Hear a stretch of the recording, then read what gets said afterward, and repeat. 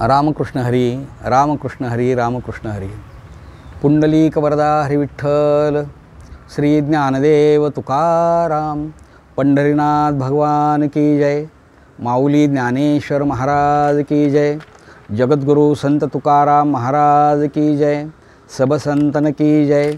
अवधूत चिंतन श्री गुरुदेव दत्त.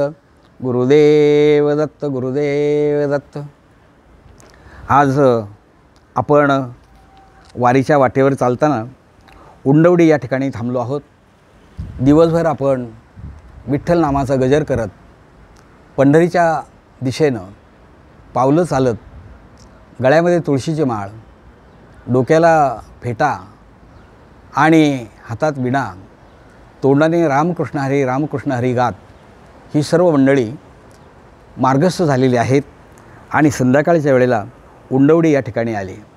नेहमीप्रमाणे आरती वगैरे झाली, हरिपाठ झाला आणि पुन्हा वारकरी मंडळी म्हणू लागली, सर महाराज पुढचा अभंग आता आम्हाला सांगा. आणि मग हरिपाठातल्या चौथ्या अभंगाचं चिंतन आपण या ठिकाणी पाहतो आहोत.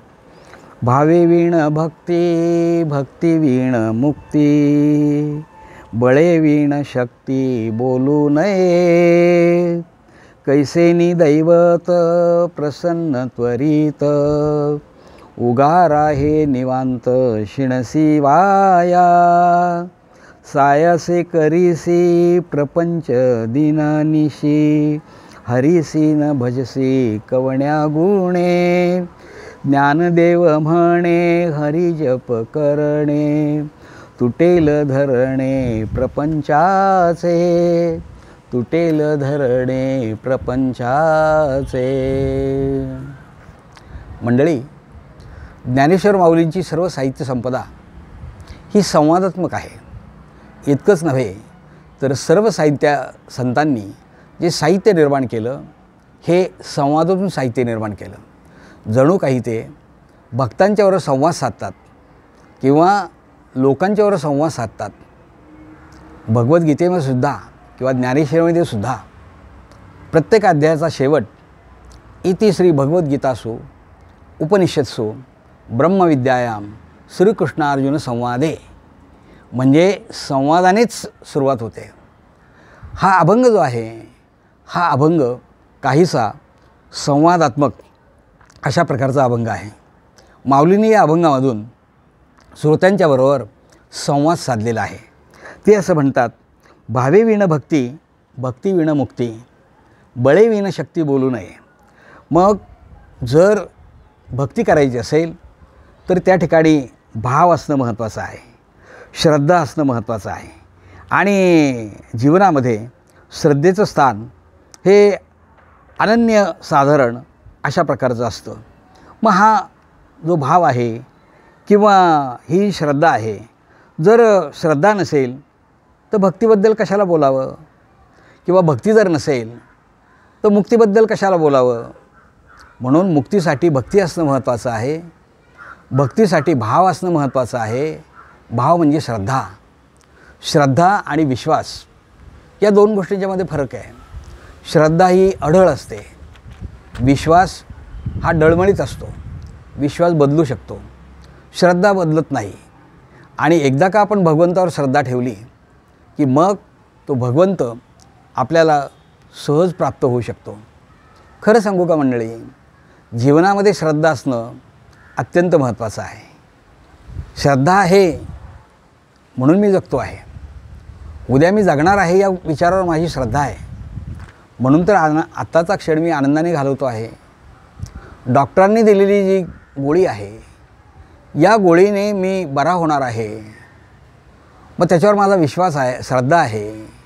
आणि म्हणून तर कडू असलेली गोळीसुद्धा मी गोड करून खातो. जीवनात श्रद्धा पाहिजे, जीवनात भाव पाहिजे. भावे वीण भक्ती, जर भाव नसेल तर त्या भक्तीला काय अर्थ आहे. भावे वीण भक्ती, बळे वीण शक्ती बोलू नये. आणि मग माऊलींनी उदाहरण दिलं आहे की जसं भक्तीशिवाय मुक्ती व्यर्थ आहे किंवा मुक्ती मिळू शकत नाही, तसं अंगात जर बळ नसेल ना तर मग शक्तीबद्दल बोलूच नाही. ज्याच्या अंगामध्ये बळ आहे तो शक्तीबद्दल बोलू शकतो. जर बळ नसेल तर नुसत्या वल्गना करण्यात काय अर्थ आहे. कैसेनी दैवत प्रसन्न त्वरित, उगार आहे निवांत शिणसी वाया. या ठिकाणी माऊलींनी पुन्हा एक महत्त्वाचा विचार सांगितला की ते असं म्हणतात की कैसेनी दैवत प्रसन्न त्वरित, म्हणजे देवाला जर प्रसन्न करून घ्यायचं असेल तर आपली श्रद्धा असणं, भक्ती असणं हे महत्त्वाचं आहे. देवाला प्रसन्न करून घेण्यासाठी माणसं अनेक मार्गाचा अवलंब करतात, योग याग विधी वगैरे पाळतात. आणि मग याच्यातून मला मुक्ती मिळेल का, याच्यातून मला भगवंत मिळेल का, अनेक प्रकारचे विचार करतात. मग त्यातून संशय निर्माण होतो. जर संशय असेल तर संशयात्मा विनश्यती, संशय निर्माण झाला की आपलं ध्येय साध्य होत नाही. आणि म्हणून संशय असता कामा नये. पुढे ते म्हणतात मग ह्या सगळ्या गोष्टी करण्यापेक्षा ते म्हणतात की कशासाठी हे सगळं होईल किंवा नाही, देव मिळेल किंवा नाही, भगवंत दिसेल किंवा नाही, अशा प्रकारच्या गोष्टींमध्ये वेळ घालवण्यापेक्षा कैसेनी दैवत प्रसन्न त्वरित, म्हणजे लवकर भगवंत प्रसन्न करून घेण्यासाठी माणसं अनेक मार्गाचा अवलंब करतात. त्यामध्ये बऱ्याच ठिकाणी आपल्याला अंधश्रद्धाच आपण पाहतो. आणि अंधश्रद्धेमुळं भगवंत कधीच प्राप्त होऊ शकत नाही. भगवंत हा निर्गुण निराकार अशा प्रकारचा आहे. मग याला जर प्राप्त करून घ्यायचं असेल, त्वरित प्रसन्न करून घ्यायचं असेल तर उगार आहे निवांत शिणसी वाया, निष्कारण तू शिणू नकोस. उगार आहे निवांत, एका ठिकाणी थांब आणि त्याचं नामस्मरण कर. तुकाराम महाराज म्हणतात ठाईचं वैसुनी करा एकचित्त, आवडी अनंत आळवावा. कुठेही जाण्याची गरज नाही. एका ठिकाणी बसून तू त्याचं नामस्मरण कर आणि तुला तो भगवंत प्राप्त होईल. अर्जुनाची भगवंतावर श्रद्धा आहे आणि म्हणून युद्धाच्या वेळेला अनेक वेळेला अर्जुनाला भगवंताने वाचवलेलं आहे. युद्धाच्या वेळेलासुद्धा आपण पाहतो की युद्ध सुरू होण्यापूर्वी दुर्योधनही गेलेला आहे कृष्णाकडं आणि अर्जुनही गेलेला आहे. एक जण उशाशी बसला, एक जण पायथ्याशी बसला. आणि भगवंत जेव्हा जागे झाले त्यावेळेला त्यांनी पहिल्यांदा याला पाहिलं, दुर्योधनाला पाहिलं आणि विचारलं कशासाठी आलात, येण्याचं प्रयोजन सांगितलं. आणि त्याच वेळेला त्यांनी सांगितलं की असं असं युद्ध सुरू होणार आहे, तेव्हा तुझी मदत आम्हाला हवी आहे. कृष्णाने स्पष्ट सांगितलं की तुम्ही दोघंही माझे नातेवाईक आहात आणि तुम्हाला दोघांनाही मदत करणे हे माझं कर्तव्य आहे. पण एक गोष्ट सांगतो, माझी यादव सेना एका बाजूला असेल आणि मी एका बाजूला असेल. तुम्हाला कोण पाहिजे असेल ते तुम्ही स्वीकारा. अजूनही माझी एक अट आहे की युद्धाच्या वेळेला मी हातामध्ये शस्त्र मात्र घेणार नाही. 4 युक्तीच्या गोष्टी सांगेल पण शस्त्र मात्र घेणार नाही.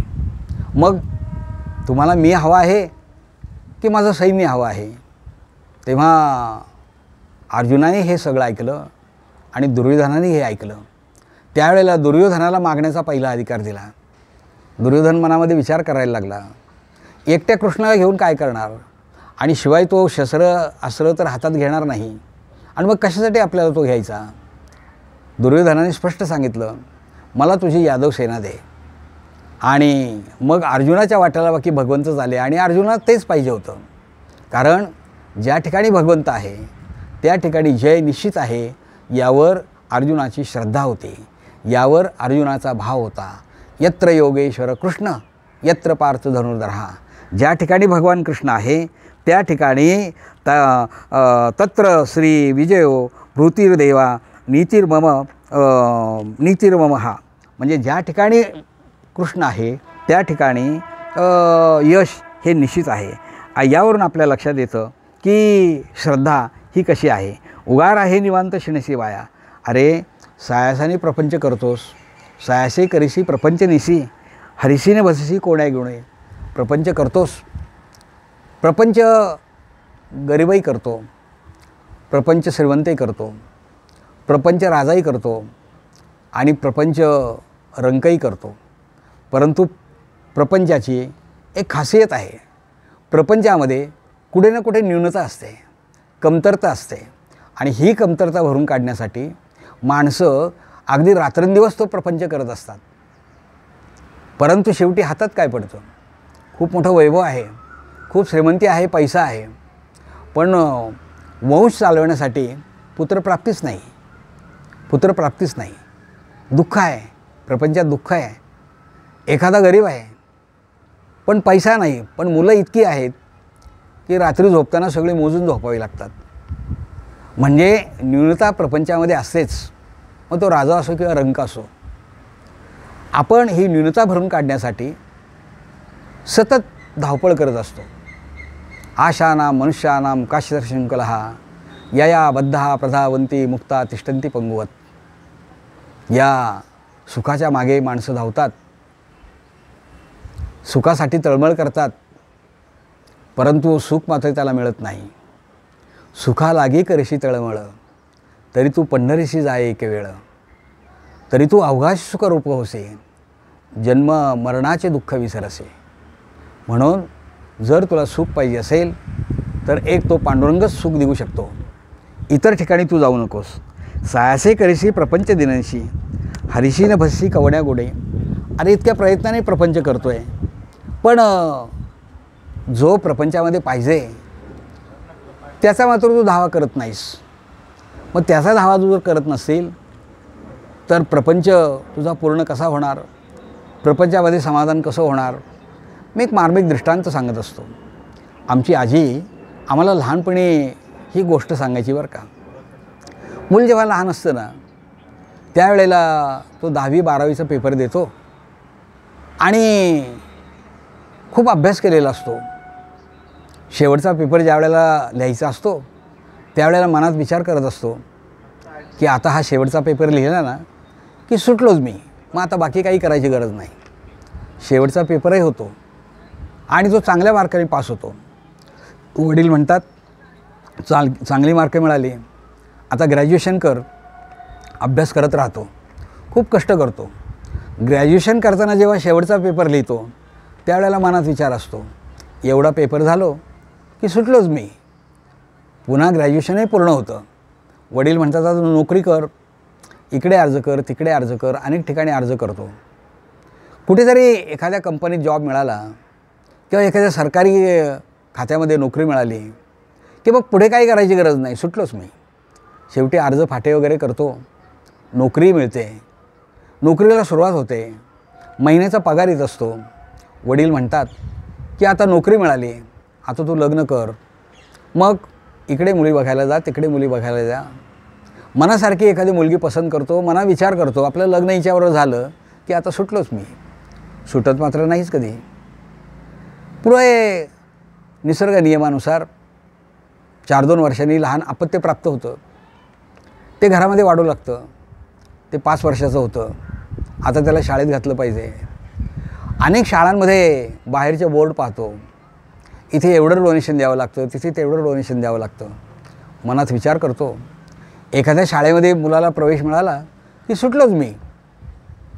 असं करत करत त्याला प्रवेशही मिळतो, दुसरीही मुलगी होते, तिलाही प्रवेश मिळतो, तिचंही शिक्षण होतं आणि आता जीवनाची वाटचाल वृद्धावस्थेकडे येत असते. आता हे लहानपणापासून सुटलो म्हणणारे गोविंद पंत आणि त्यांचे मित्र हरिपंत दोघांची भेट होते. हरिपंत असं म्हणतात, अरे किती वर्ष प्रपंच करणार आहोत, 60 ओलांडली आपली, आता आपण पंढरपूरला जाऊया. तेव्हा गोविंद पंत म्हणतात, आलो असतो पंढरपूरला, पण त्याचं काय झालं आहे, धाकटी मुलगी आता बाळणपणाला आली, तिचं बाळणपण झालं की सुटलोच मी. तात्पर्य आपल्या लक्षात आलं असेल की माणूस सुटलो म्हणताना कधी प्रपंचातून सुटतच नाही. आणि म्हणून ते या ठिकाणी म्हणतात की सायासे करीसी प्रपंच दिननिशी, हरिसी न भजसी कोण्या गुणे. तेव्हा इतक्या सायासेने प्रपंच केला पण त्याच्यामध्ये सुख नाही, समाधान नाही, शांती नाही. मग भगवंताचं भजन का करत नाहीस, भगवंताचं नामस्मरण का करत नाहीस. ज्ञानदेव म्हणे हरिजप करणे. आणि या सगळ्यातून जर तुला सुटायचं असेल ना तर माऊली असं म्हणतात, हरिजप करणे, भगवंताचं नामस्मरण कर आणि मग तुटेल धरणे प्रपंचाचे. मग तुझं प्रपंचाचं धरणं जे आहे ते तुटून जाईल. या ठिकाणी प्रपंच शब्द हा 2 वेळा आलेला आहे. सायासे करीसी प्रपंच दिननिशी. या ठिकाणी प्रपंच हा शब्द आपला संसार अशा अर्थाने वापरलेला आहे.